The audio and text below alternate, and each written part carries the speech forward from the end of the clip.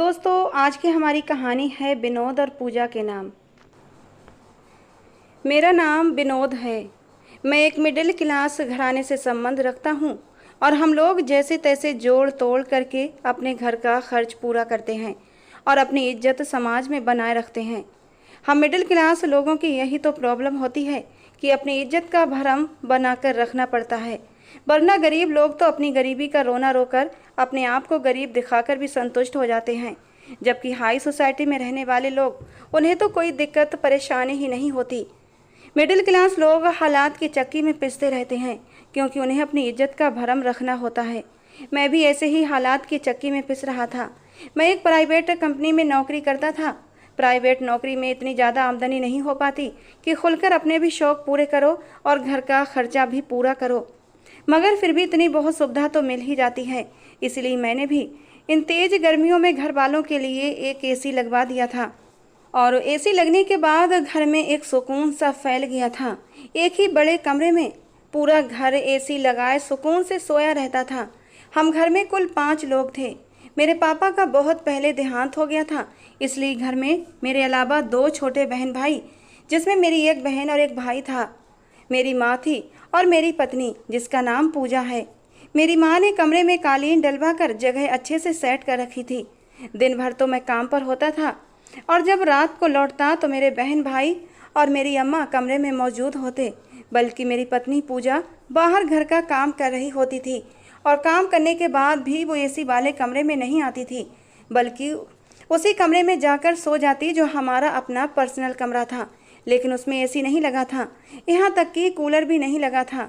सिर्फ एक पंखा लगा था जो इन गर्मियों में गर्म हवा फेंका करता था। खाना खाने के बाद मैं एसी वाले कमरे में लेटा रहता और पूजा घर का काम करती और मैं उसका इंतज़ार करता रहता कि वो काम निपटाकर कमरे में आकर आराम करेगी। लेकिन मैं इंतज़ार करते करते सो जाता और वो कमरे में नहीं आती थी।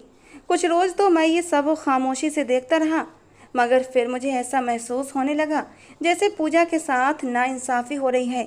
मेरे घर वाले खुद ठंडे कमरे में रहते थे और मेरी पत्नी पूजा को बाहर गर्मी में अकेला छोड़ा हुआ होता था। हालांकि वो काफ़ी कम उम्र लड़की थी, फिर भी बहुत ही अच्छे से पूरा घर संभालती थी। मुझे हैरत थी कि मेरी माँ इस मामले में इतनी नाइंसाफ़ी क्यों कर रही थी, क्योंकि मेरी माँ ऐसी औरत नहीं थी, वो तो बहुत ही अच्छी थी। पूजा को खुद अपनी पसंद से बहू बनाकर लाई थी और मुझे भी अपनी माँ की पसंद पर कोई ऐतराज़ नहीं था। पूजा बहुत ही खूबसूरत और समझदार लड़की थी। आते ही हमारे घर को उसने स्वर्ग बना दिया था। एक दिन मैंने अपनी माँ के सामने पूजा को रोका और उससे कहा कि तुम दिन भर गर्मी में काम करती रहती हो, जब तक गर्मी ज़्यादा हो तुम यहाँ ठंडे कमरे में रहा करो, वरना बीमार पड़ जाओगी। माँ के सामने ये सब बोलने का मेरा यही मकसद था कि अपनी माँ को शर्मिंदा भी ना करूं और उन्हें सुना भी दूं कि मैं सब कुछ देख रहा हूं और मुझे ये सब अच्छा नहीं लग रहा। मगर मैं तब हैरान रह गया जब मेरी बात के फ़ौरन बाद मेरी माँ ने मेरी पत्नी की कम अकली और जिद पर नाराज़ होना शुरू कर दिया और बोली कि ये ऐसी ही कम अकल है, जब एसी चलाकर कमरा ठंडा करते हैं ये तब उठकर सारे काम समेटने लगती है। अजीब इंसान है, इसको गर्मी भी नहीं लगती, मेरी कोई बात भी नहीं सुनती, बस कान बंद किए काम करती रहती है। अजीब पागल लड़की है। मैं इसको बोलती रहती हूँ कि जल्दी से सारे काम निपटा लिया करो और आकर ठंडे कमरे में आराम किया करो, मगर ये उल्टा ही करती है। बाहर गर्मी में धीरे धीरे सारे काम करती रहती है और फिर गर्मी वाले कमरे में ही जाकर अकेली ही सो जाती है। मैंने अपनी पत्नी को देखा तो वो खामोशी से सर झुकाए बैठी थी। उसने मुझे या मेरी माँ को लौटकर जवाब नहीं दिया था। हालांकि वो इतनी कम बोलने वाली भी नहीं थी, वो अच्छा खासा बोलती थी, खूब बातें करती थी और अक्सर किसी न किसी बात पर बहस भी कर लिया करती थी। मेरी सास का देहांत भी कुछ साल पहले ही हुआ था, जिसकी वजह से शादी के बाद से ही मेरी पत्नी पूजा मेरी माँ का बहुत ख्याल रखती थी और उन्हें अपनी माँ के समान समझती थी। मगर आज पूजा का यूँ खामोश रहना मुझे खटक रहा था। मुझे लगा कि शायद मेरी माँ को वो बदलिहाजी से जवाब देना नहीं चाहती, इसीलिए उनके बोलने पर खामोश है। मैंने कुछ सीरियसली अपनी पत्नी को देखकर कहा कि आखिर इस जिद की वजह क्या है? क्या तुम्हें किसी ने कमरे में आने से रोका है या तुम्हें लगता है कि हमने सिर्फ एसी अपने लिए लगवाया है? मेरे सवालों पर वो बौखलाकर मुझे देखने लगी।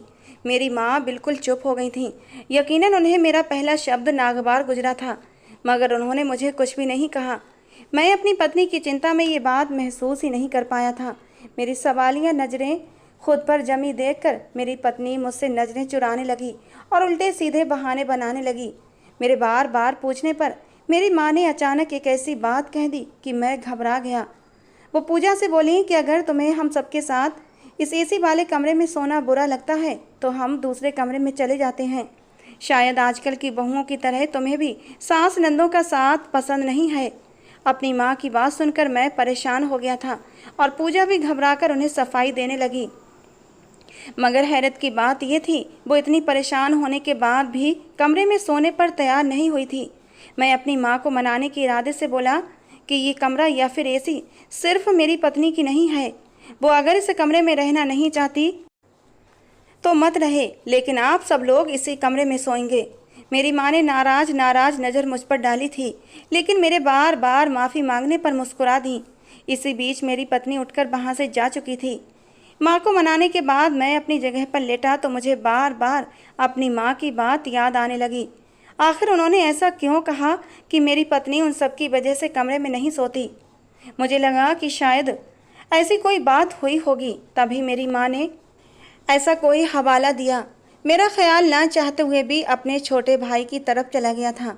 मेरा भाई भी जवान लड़का था, मुझसे 2 साल ही छोटा था और अब उसकी उम्र 25 साल हो चुकी थी। शायद मेरे भाई की वजह से कमरे में पूजा को सोना अच्छा नहीं लगता होगा। अभी बात दिमाग में आई तो मैं कुछ चिंतित होने लगा। मैं दूसरा एसी अफोर्ड नहीं कर सकता था, और अगर जैसे तैसे करके मैं किस्तों पर ले भी लेता तब भी मैं 2-2 एसियों का बिल नहीं भर सकता था कि बीबी को अपने कमरे में दूसरा एसी लगवा देता। मैं परेशान सा हो गया और अपनी पत्नी के रूठे रूठे अंदाज को देखने लगा। लेकिन मुझे ये देखकर भी हैरत हुई थी कि मेरी पत्नी और मेरे भाई की आपस में काफ़ी दोस्ती थी। उनका हंसी मजाक भी चलता रहता और मेरा भाई तो अक्सर मेरी बहन से लड़ झगड़ कर मेरी पत्नी के साथ ही लगा रहता था। मैं ये सब सोच सोच कर उलझ कर रह गया था कि आखिर मेरी पत्नी एसी वाले कमरे में सबके साथ क्यों नहीं सोती थी। मैं अक्सर जब किसी ज़रूरी कॉल वगैरह के लिए कमरे से बाहर निकल कर आता तो मुझे अक्सर दूसरे कमरे से अजीब अजीब सी आवाज़ें आती थीं। मैं पहले तो उन आवाज़ों पर गौर करने की कोशिश करता, मगर फिर ऑफिस में बहुत ज़्यादा काम करने की वजह से मैं घर में कम ही टिकता था और मैं इन आवाज़ों पर कान धरना छोड़ चुका था और मेरा ध्यान इन बातों से हट गया था। एक दिन मैं रात को देर से घर आया और सीधा एसी वाले कमरे में पहुंचा। मेरी पत्नी आदत के अनुसार वहां मौजूद नहीं थी और मेरा भाई भी कमरे से गायब था। मैंने कुछ देर कमरे में लेटकर रेस्ट किया, फिर चाय की तलब होने पर उठ बैठा। मेरी माँ गहरी नींद में थी, इसलिए उन्हें उठाना मैंने सही नहीं समझा। मैं कमरे से निकलकर दूसरे कमरे की तरफ बढ़ा ताकि अपनी पत्नी को चाय का कह सकूं कि तभी मुझे किचन में खटपट सी महसूस हुई। शायद मेरी पत्नी अब तक किचन में काम कर रही थी। मैं सीधा किचन की तरफ बढ़ा तो वहाँ से हल्की हल्की बातों की आवाज़ें आने लगीं। मैंने हैरत से आगे बढ़कर किचन में जाकर देखा तो सामने का मंजर देखकर मुझे झटका लगा था। सामने मेरी पत्नी और मेरा भाई मौजूद थे। मेरी पत्नी मुझे देखकर बुरी तरह घबरा गई थी और जल्दी से अपनी भीगी आंखें साफ करने लगी। मेरा भाई केतली से गरम गरम हरी चाय निकालकर कप में डालने लगा और फिर अपना एक कप उठाकर किचन से बाहर चला गया। पूजा मुझसे पूछने लगी कि अगर मैं हरी चाय पीना चाहता हूँ तो दूसरा कप ले लूँ। उसकी आवाज़ में भी भारीपन और नमी मौजूद थी। मैंने ना में सिर हिलाया और आगे बढ़कर अपने लिए खुद ही चाय बनाने लगा।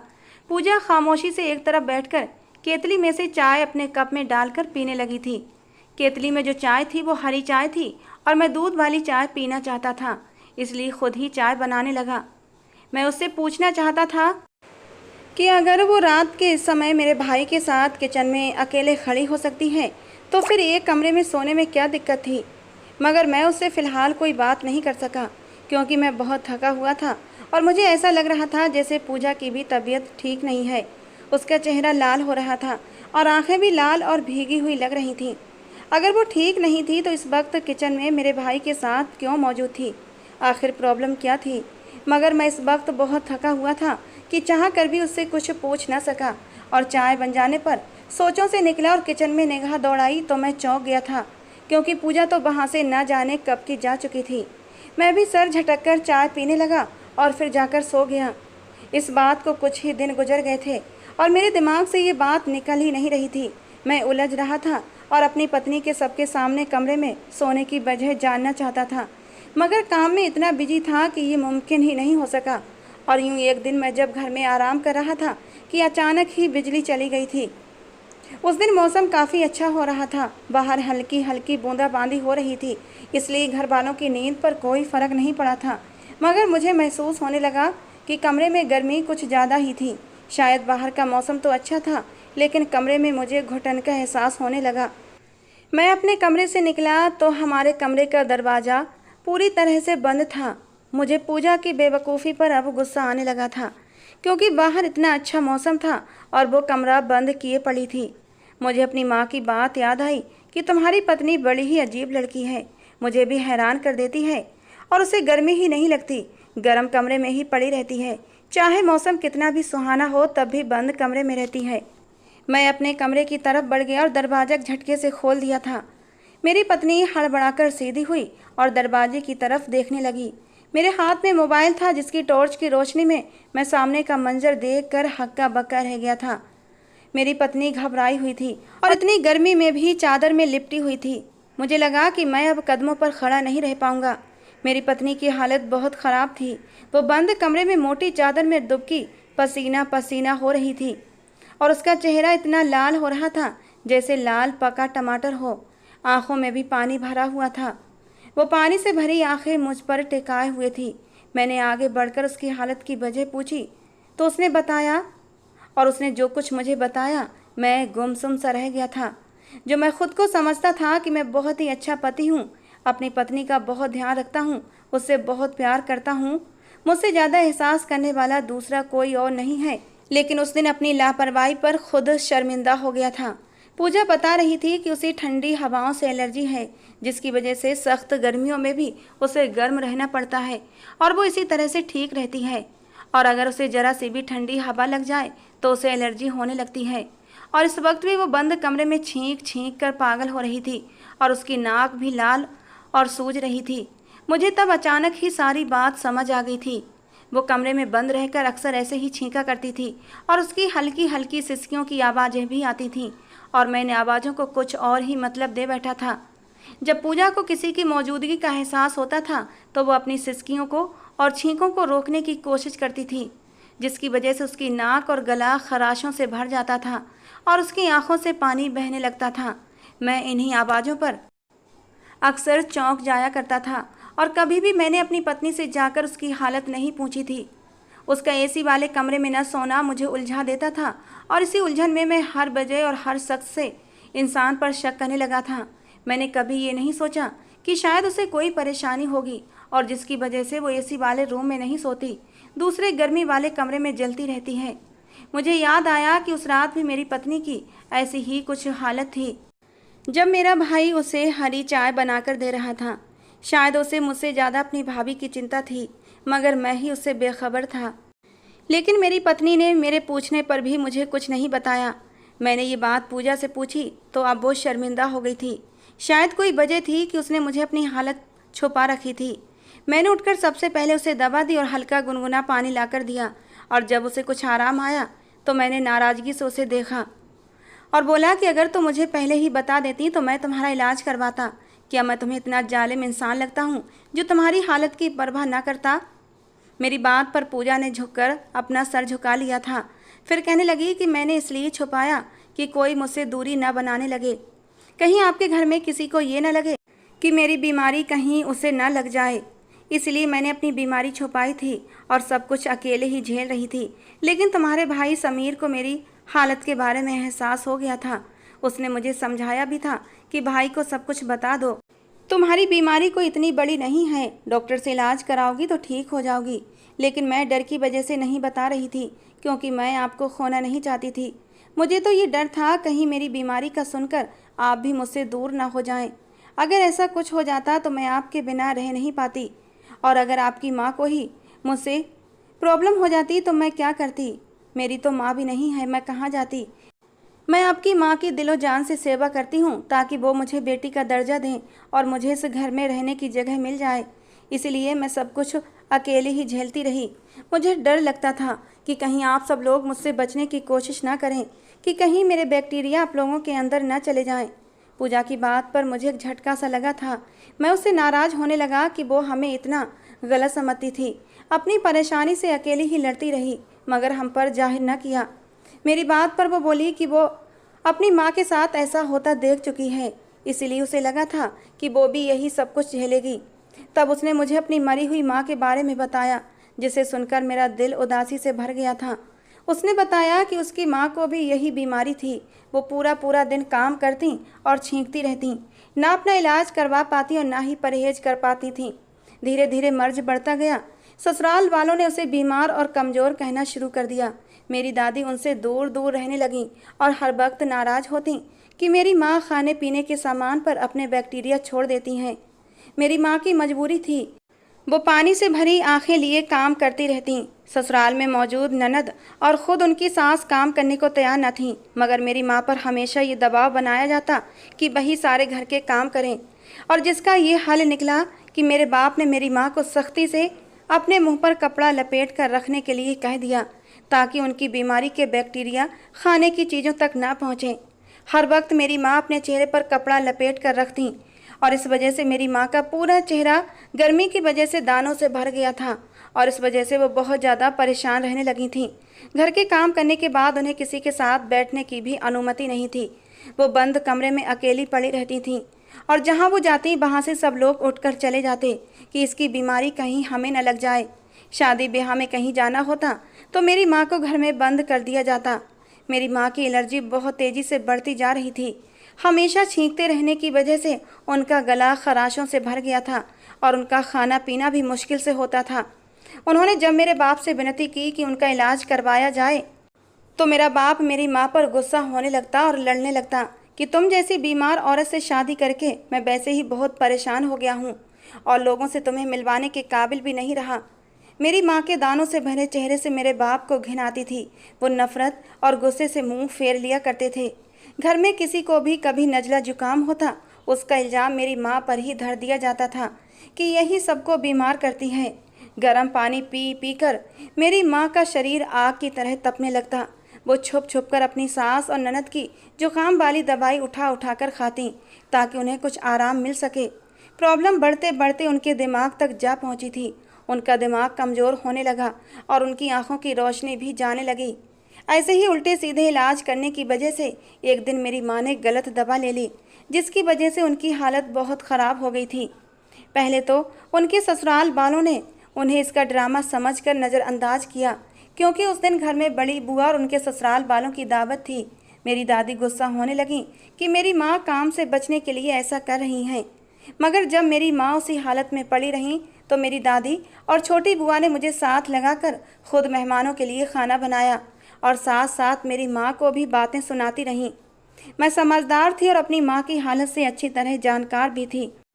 मेरा दिल उनकी हालत पर खून के आंसू रो रहा था। मुझे भी अपनी माँ की तरह कभी कभी एलर्जी की शिकायत हो जाती थी, मगर मुझे हर बार दादी दवा देकर ठीक कर देती, और मैं वो दवा खोज खोज कर थक जाती। मगर मुझे कुछ समझ ना आता कि आखिर वो कौन सी दवा थी जिससे मेरी दादी मेरा इलाज करती थी। मैं वो दवा जानकर अपनी माँ का इलाज करना चाहती थी, मगर मैं नाकाम रहती।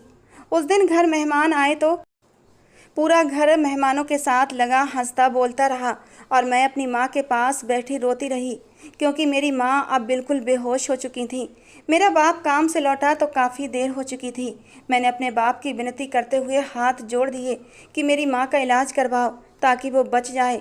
मेरा बाप मेरी माँ की तो परवाह नहीं करता था, लेकिन मुझसे बहुत प्यार करता था, और मेरे आंसुओं का ही असर था कि मेरा बाप मेरी माँ को अस्पताल ले गया, और मैं घर पर बैठी अपनी माँ के ठीक होने की भगवान से प्रार्थनाएं करती रही। मुझे बहुत डर लग रहा था कि कहीं मेरी माँ को कुछ हो न जाए। मेरी दादी मुझे तसल्लियाँ देती रहीं और यही बोलती रहीं कि तेरी माँ को कुछ नहीं होने वाला, वो तो ड्रामा कर रही है, देखना जब वो घर आएगी तो बिल्कुल ठीक होगी। वो मुझे खाना खिलाने के लिए राजी कर रही थी, मगर मुझे खाना नहीं खाया जा रहा था। मैं जानती थी कि मेरी माँ बहुत तकलीफ़ में है, और वो काम से बचने के लिए ड्रामे नहीं कर रहीं। वो इतनी बीमार रहती थीं, तब भी आंसू भरी आंखों के साथ काम करती रहती थीं। और जब मैंने अपनी दादी और बुआ पर गुस्सा होने लगती तो मेरी माँ मुस्कुराकर मुझे कहती कि ससुराल वाले ऐसे ही होते हैं। सास अगर माँ बन जाए तो फिर उसे सास कौन मानेगा। ये बात मुझे ससुराल नामी घराने से बहुत डराती थी। मैं तो शादी ही नहीं करना चाहती थी, क्योंकि मुझे अब ससुराल के नाम से ही डर लगने लगा था। मैंने पति के रूप में भी अपने बाप का ऐसा रूप देखा था कि मुझे पति नाम से भी डर लगने लगा था। मेरे बाप ने मेरे माँ की कभी कदर नहीं की थी, कभी उसके साथ प्यार के दो बोल नहीं बोले थे, और यही छवि मेरे पति के लिए भी मेरे दिमाग में बन गई थी कि मर्द ऐसे ही पत्थर दिल होते हैं। मेरी माँ अस्पताल में थी और मैं घर पर उनके लिए प्रार्थनाएं कर रही थी, लेकिन मेरा डर सच साबित हुआ। मेरा बाप जब वापस लौटा तो साथ में एम्बुलेंस में मेरी माँ की लाश थी। वो अपनी एक आम सी एलर्जी से लड़कर मर चुकी थीं, जिसका इलाज मुमकिन था अगर समय पर हो जाता, लेकिन मेरे बाप ने मेरी माँ का समय पर इलाज न करवाया और वो मर चुकी थीं। मेरी चीखों से पूरा घर गूंज उठा था। मेरी दादी और बुआ पहली बार एकदम चुप सी हो गई थीं। शायद उन्हें विश्वास नहीं आ रहा था कि मेरी माँ यूँ अचानक मर जाएगी, क्योंकि वो तो मेरी माँ की इस बीमारी को ड्रामा ही समझ रही थीं। मैं तड़प तड़प कर चीख रही थी। मुझे अपनी माँ की मौत से ज़्यादा इस बात का गम था कि वो सिर्फ एक छोटी सी बीमारी की वजह से पूरी ज़िंदगी जलील होती रहीं और अंत में उसी बीमारी से लड़ते लड़ते चल बसी थीं। मेरा बाप सामने आया तो मैंने गुस्से के मारे उसका गिरेबान पकड़ लिया था। मैंने चीख कर कहा कि तुम सारी ज़िंदगी मेरी माँ को परेशान और तड़पते देखते रहे और उसके बने खाने खाते रहे, मगर कभी उसका इलाज कराने की कोशिश नहीं की। मैं अपने बाप से सवाल कर रही थी कि माँ और बहनों का ख्याल रखने वाले मर्द अपनी पत्नियों के लिए ऐसे पत्थर दिल क्यों हो जाते हैं। क्यों? क्या पत्नी इंसान नहीं होती, या फिर वो कोई गुलाम या फिर कोई बेजान गुड़िया होती है जिससे बुरे से बुरा हाल में रखकर सिर्फ अपना काम निकलवाया जाता है। क्या सारे फ़र्ज पत्नी को ही पूरे करने होते हैं? क्या पत्नी के लिए पति के कोई फ़र्ज नहीं होते? मैंने तो मेहमानों का भी लिहाज नहीं किया था। माँ की ऐसी मौत ने मेरी बुरी हालत कर दी थी। मैं इतना रोई थी कि मेरी आवाज़ भी छीन ली थी। मेरा गला बैठ गया था और अब मेरे गले से आवाज़ भी नहीं निकल रही थी, लेकिन फिर भी मैं चीख चीख कर अपने बाप का गिरेबान झंझोड़ रही थी। मेरी बातों को हमारे घर में सब मेहमान गौर से सुन रहे थे और आपस में कानाफूसी कर रहे थे। जब मेहमानों की कानाफूसी कुछ ज़्यादा ही बढ़ी तो मेरी दादी और बुआ खींचकर मुझे कमरे में ले गईं और सबसे कहने लगी कि माँ की मौत ने इस लड़की को पागल कर दिया है। और ये सच भी था, मैं सच में पागल ही हो चुकी थी। माँ की अर्थी उठने के बाद भी मैं हर वक्त ऐसी ऐसी बातें करती रहती और चीखती चिल्लाती रहती थी। फिर धीरे धीरे मेरे गम ने मुझे गुमसुम कर दिया था। मैं अब एक कोने में चुपचाप बैठी रहती। मेरी एलर्जी भी अब दिनों दिन बढ़ती जा रही थी। मेरे बाप ने परेशानी से मेरा इलाज करवाने की कोशिश की तो मैंने साफ इनकार कर दिया और उनसे बोली कि मैं अपनी माँ जैसी ज़िंदगी जीना चाहती हूँ, ताकि आपको एहसास हो कि जब अपनी औलाद पर बीतती है तो कैसा लगता है। मेरी माँ भी किसी की औलाद थी, उस पर बीती तो आपको एहसास नहीं हुआ। जब आपकी औलाद पर बीत रही है तब आपको एहसास हो रहा है और आप मेरा इलाज करवाना चाहते हैं। काश आप मेरी माँ का भी इलाज करवा देते तो मेरी माँ यूँ बिन मौत न मरती। मेरे घर वाले मेरे जिद और पागलपन से परेशान थे और फिर जल्दबाजी में मेरा अच्छा रिश्ता ढूंढकर कम उम्री में ही मेरी शादी कर दी। मेरा बाप जब मैं अक्सर मायके जाऊं तो चिंतित होकर सवाल करता है कि तुम्हारा वहाँ सब ख्याल तो रखते हैं या नहीं। शादी के बाद मेरी सोच अपनी माँ वाली थी कि ससुराल बुरा होता है, मगर यहाँ जब सास में माँ जैसा प्यार देखा और ननद बहन की तरह बातें करती है, ख्याल रखती है, देवर भाइयों की तरह चिंता जताता है, तो मेरी सोच बदलने लगी थी। मेरा नसीब अपनी माँ से अलग था, मगर अब भी मुझे डर था कि शायद सब इसीलिए अच्छे हैं कि मेरी एलर्जी के बारे में नहीं जानते। जब उन्हें मेरी एलर्जी के बारे में पता चलेगा तो सब मुझसे मुंह मोड़ लेंगे। मुझे डर लगता था कि अगर मेरी एलर्जी की बात खुली तो मेरी माँ की तरह मुझसे सब अलग अलग रहने लगेंगे। मेरी पत्नी रो रो कर अपनी दास्तान सुना रही थी। अब वो सर झुका गई थी, मेरी आंखों से भी आंसू बहने लगे थे। उसके हाल पर मेरा दिल भी दुख गया था। मुझे अपने घर वालों पर गर्व होने लगा। मेरे भाई को जब मेरी पत्नी की हालत का पता चला तो वो उसका ख्याल रखने लगा था और दवा भी लाकर देता, और मेरी पत्नी के डर पर उसने हम सबके सामने कोई बात भी नहीं की थी। मैं अपनी पत्नी को डॉक्टर के पास ले गया। मेरी माँ और मेरी बहन को जब मेरी पत्नी के बारे में पता चला तो वो उसका पहले से ज़्यादा ख्याल रखने लगीं। ठंडी हवाओं के चलते ही सबसे पहले मेरी माँ को मेरी पत्नी की चिंता सताने लगती थी। मुझे खुशी थी कि हम लोग बीमारी को जुर्म नहीं समझते। अपने आसपास बहुत से लोग मिलते हैं जो अंदर ही अंदर सहने के आदी हो गए हैं, चाहे रोएं या तकलीफ में रहें, वो किसी को खबर होने नहीं देते। खैर, मेरी आप लोगों से विनती है कि भगवान के लिए अपनों को तकलीफ से बचाएं और उनका ख्याल रखें और उनकी बीमारी को उनका जुर्म न बनाएं। वो तो पहले से ही तकलीफ से गुजर रहे होते हैं, उस पर हमारे रवैये उन्हें बेमौत मार देते हैं। तो दोस्तों, आज की हमारी कहानी थी पूजा और विनोद के नाम। आपको कैसी लगी ज़रूर बताना। पसंद आई हो तो प्लीज़ लाइक करना। रोज़ एक नई कहानी सुनने के लिए हमारे चैनल को भी सब्सक्राइब करना। मिलते हैं दोस्तों अगली किसी नई कहानी के साथ।